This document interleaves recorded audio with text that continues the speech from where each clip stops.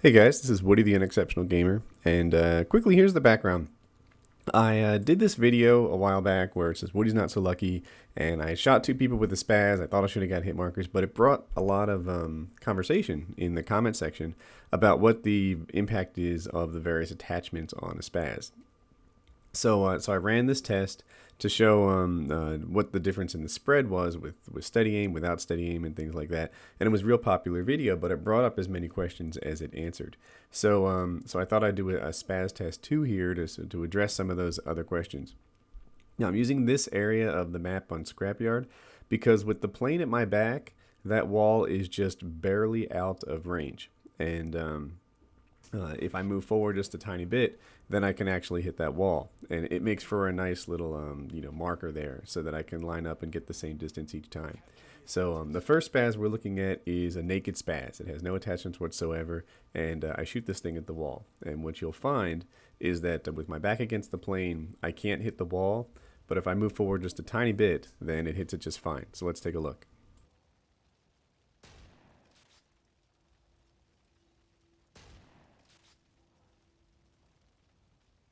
Okay, so now I'm going to run the same test again, but this time I'm going to have a spaz equipped with a grip and see if the grip does anything to make these bullets travel further before they mysteriously evaporate.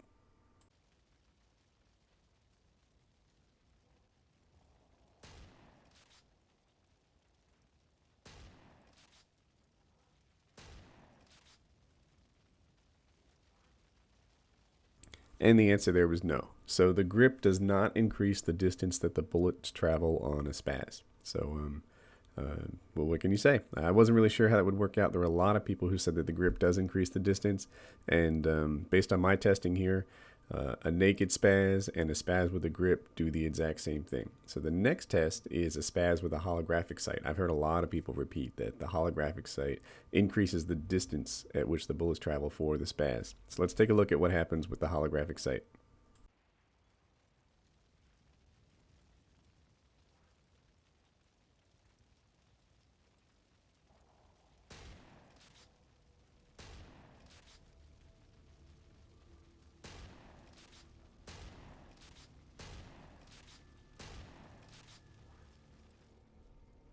All right, so the holographic sight does nothing to increase the distance at which your spaz can kill. And I've heard that repeated a lot.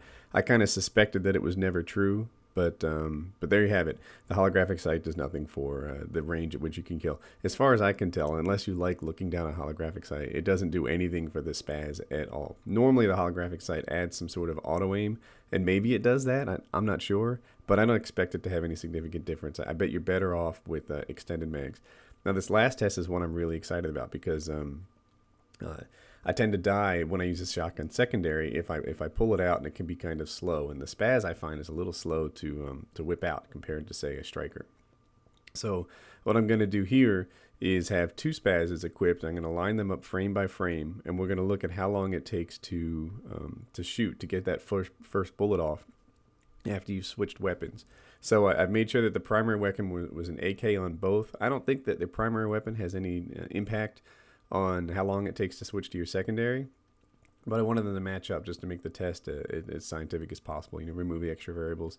And so what you're going to see is me lining up these things and pulling them out and shooting. So while the change weapon animation is going on, I'm jamming the trigger as fast as I can to get that next shot off. So it's not just me sort of waiting for the animation and timing it. No. I'm jamming the trigger, and this is as fast as I can possibly get a shot off after the change weapon animation. So let's see what we get here.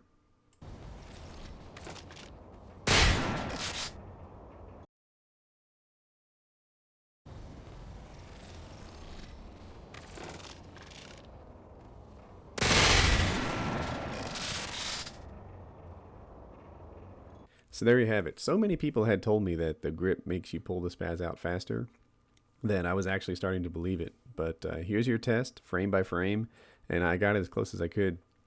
I can't see that the grip pulls it out faster at all. So the grip doesn't give you any advantage that I can tell when you put it on the spaz. So I wouldn't run it. And that's it. So in conclusion, nothing seems to impact the range of the spaz. the hollow sight, the grip, all that stuff, it shoots exactly the same range, and nothing seems to impact how quickly you can pull it out. So I'll probably be equipping my SPAS with extended mags, since at least we know they do something.